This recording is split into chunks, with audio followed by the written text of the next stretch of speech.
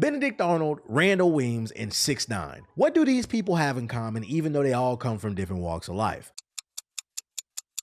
Give up? They're snitches. Snitch is a term used far too much today thanks to its rise in pop culture, but most people use the word incorrectly. For those of you unaware, a snitch isn't someone who tells. A snitch is someone who does dirt with others and tells on a team in order to save their own tail. So if you call the police because someone broke into your house and stole all your anime figurines and waifu pillows, understand you're not a snitch. You're a law-abiding citizen doing what any civilian would and probably should. Benedict Arnold is a snitch because he acted like he was riding for the American Revolution. Hell, he even joined in on some of the fights. But when things got tough, he ran back into the arms of the British Empire with info because deep down, he loved taxation without representation. Too bad he didn't realize he was messing with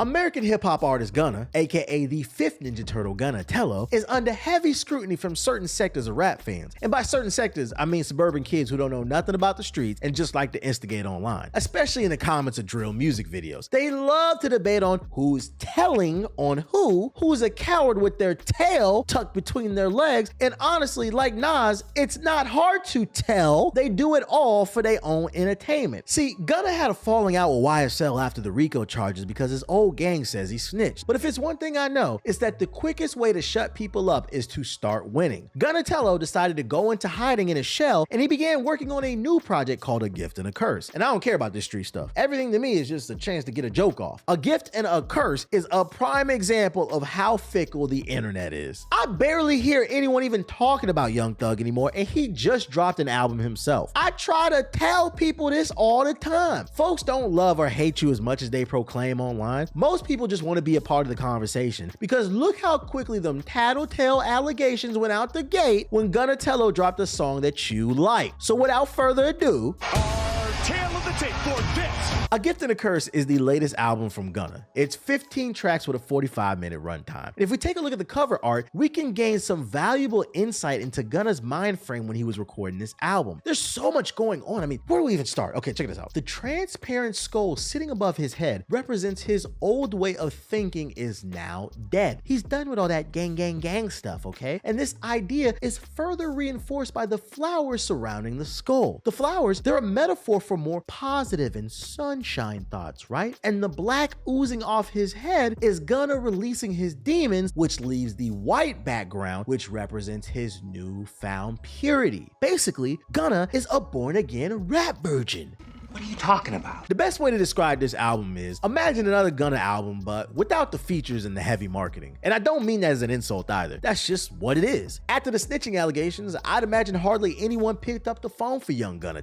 So this album is almost like a reset. He needed this win because once again, as long as you're winning, people will rock with you. And this album is proof. Since this project dropped, I've seen a lot of them snitch allegations turned into, well, Gunna ain't snitch on me. And it's because they vibe with the music. Hell, I vibe with the music. Gunna makes music that you can vibe to. Cool ninja music, if you will. If you cool with that, then you're gonna enjoy the project. Just know that the production hard carries this album. I don't even understand what he's saying at the time because he slurs a lot of his words, but the beats are so hard that it does not matter. And then on top of that, he glides on the beats too. If you want an album that sounds great in the car, then this is definitely the one, with the highlight clearly being "Fuck You Mean." The song's got one of the hardest beats and the catchiest hooks of the year. And one thing that I don't think is discussed enough is the transition from that song into track number 7. It's called Rodeo Drive, and the transition is so smooth that you might think the two songs are one, but that's just not the case. Stuff like this is great because that's what I look for in an album, moving with cohesion and intent. I think that's the only reason I'm enjoying it because, to be fair, Gunna is saying absolutely nothing on this album. I honestly couldn't quote one dope thing he said on this album. It's just a lot of generic braggadocious rap. But for the sake of not sounding like a hypocrite, the reason I give this album a pass is because that was clearly the intent, the cohesive sound. My issue with a lot of the new rappers is not only do they not have anything to say, but the album just be all over the place from a production standpoint. Therefore, it sounds like a collection of singles. A Gift and a Curse does sound like an album, so for that much, I do give him credit. Just don't go into this expecting anything profound from a lyrical standpoint. But then again, if you are listening to Gunna for lyrics, you're probably crazy. The closest you get to Gunna opening up is on tracks like Turn Your Back and All Right, both of which are are at the end of the album. Real elementary sad boy stuff, but hey, at least he tried. The album's alright, but if you're tight on time, do yourself a favor and listen to Back at It, Cash Shit, Fuck You Mean, Bottom, and Bread and Butter. I can listen to most of this album all the way through if I'm in the gym or if I'm in the car, but if you're kind of tight on time, I just gave you a good starting point. Now, if you like what I had to say in regards to projects lacking direction, you might want to click the card on the screen and check out my video on Coi Leray's new album. It went double plastic, and I go into much more detail on why, and one of the reasons was about the whole thing lacking direction. If you're not capable of clicking the card, then I'm gonna do what Gunna would have done, and I'm gonna snitch to all of my friends about your lack of support. And you wouldn't want that, would you? But hey,